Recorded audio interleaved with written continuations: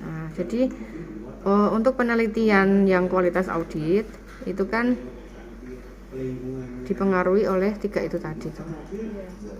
Audit fee, audit tenure, rotasi audit terhadap kualitas.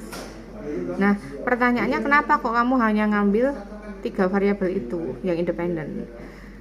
Kamu bisa menjelaskan nanti di riset gap-nya. Nah, nanti masing-masing variabel itu 8.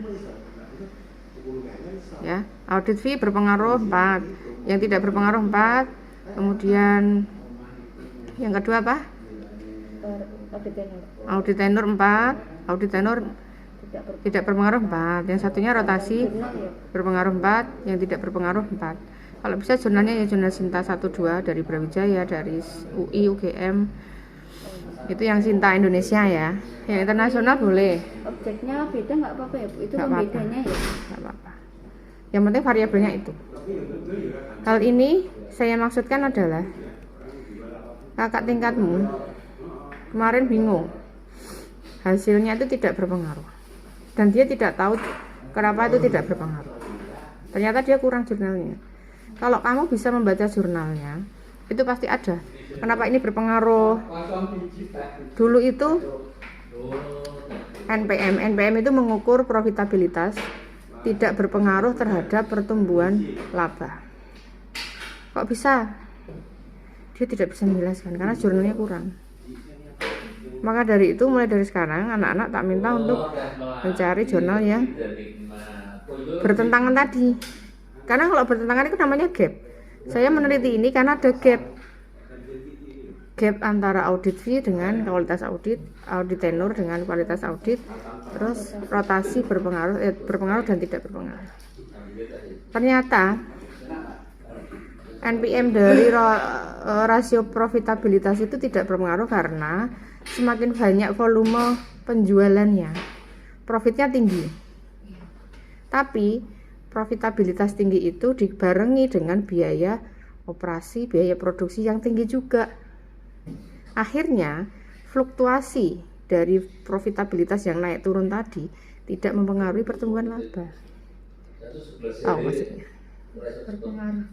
itu harusnya tidak berpengaruh karena ya memang kalau volume penjualnya tinggi profitnya kan naik Ya. tapi kalau ini volume penjualan naik tapi biaya produksi untuk memproduksi produk itu juga naik, akhirnya kan juga profitnya juga nggak banyak kan karena biaya yang dikeluarkan juga banyak, jadi akhirnya fluktuasi naik turun itu tidak mempengaruhi pertumbuhan laba. Nah, jadi itu kemudian riset gap-nya udah harus ditambahin. Terus itu nanti bawahnya itu ada pembedanya nggak Bu? Ada dijelasin pembedanya? Itu tulis itu aja, yang penting 4 jurnal ini mengatakan ini tidak berpengaruh, 4 jurnal ini mengatakan ini tidak berpengaruh, itu aja di riset gap-nya. Terus fenomena gap-nya tentang 3 pilar itu menggelembungkan piutang.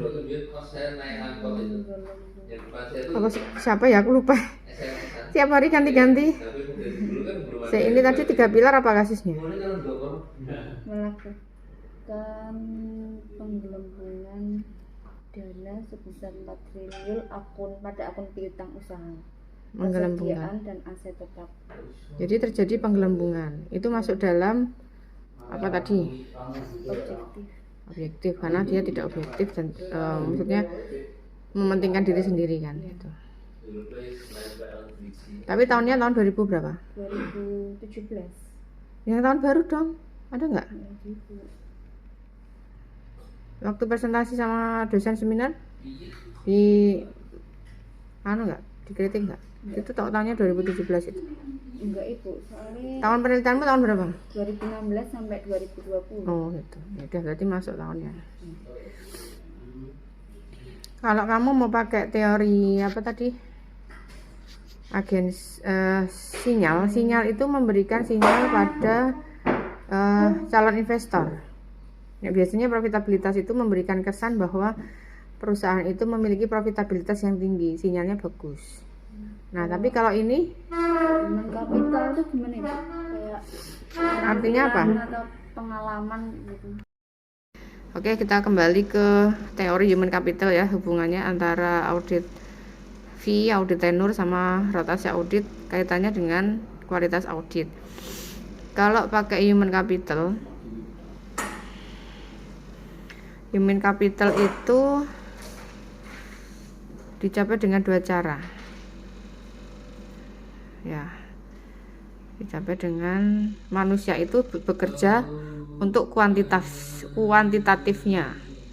Ada lagi untuk produktivitas semakin tinggi. Yang kedua, investasi merupakan cara utama meningkatkan human capital. Jadi intinya manusia itu punya keterampilan. Keterampilan manusia itu diperoleh dari mana? Dari sekolah, pendidikan, pelatihan sesuai dengan kompetensinya, sehingga produktivitasnya dia akan meningkat. Nah, kalau produktivitasnya meningkat sehingga akan meningkatkan kualitas jumlah tenaga kerja juga. Nah, human capital ini dari Frank Beman dan Suryana Ritonga. Nanti dicari tahunnya ini ya. Human capital itu perpaduan antara pendidikan, pengalaman, terus pelatihan, keterampilan, kebiasaan, kesehatan. Dan intinya orang itu kalau sekolah lagi, mengikuti pelatihan lagi, saya sebagai dosen kan harus belajar lagi, saya harus ikut pelatihan, ikut keterampilan, soft skillnya ditambahin. Yang ini inisiatif yang bisa mempengaruhi produktivitas manusia, sehingga manusia itu dari teori human capital ini, seorang itu bisa memiliki pengetahuan dan pengalaman di bidang tertentu. Kalau saya akuntan pendidik ya, saya harus belajar tentang akuntansi, punya pengalaman di bidang akuntansi, sehingga nanti saya harus riset. Kalau udah riset nanti saya cerita ke mahasiswa bahwa saya udah bisa menghasilkan penelitian ini, saya publish ke sini. Ini hasilnya seperti ini. Jadi orang itu kan harus punya pengetahuan, pengalaman sebagai tenaga kerja yang profesional. Contohnya adalah auditor. Kalau auditor itu memiliki bekal pendidikan, keterampilan, tentunya pengalaman ya, experience itu penting. Auditor itu harus belajar, harus mengikuti pelatihan, dia harus punya gelar CA, CPA, CMA, dan itu semuanya harus melalui pelatihan-pelatihan, dan itu mahal sekali. Nah, kemudian dari fee auditor ini semakin expert, semakin pengalaman, auditor itu bisa mengaudit laporan keuangan, sehingga fee yang diterima itu semakin tinggi. Nah, semakin pintar kan nanti gajinya semakin tinggi kan. Nah, menurut penelitiannya Gusti Ayu Rahma bahwa fee bisa mempengaruhi kualitas audit. Sehingga ini bisa dilihat dari semakin banyak auditor yang bertugas dalam sebuah pemeriksaan, maka ketelitian dan penerapan audit itu bisa lebih seksama sehingga bisa menghasilkan audit yang berkualitas. Itu contoh dari audit fee. Ya, nanti kamu jelaskan yang audit tenure sama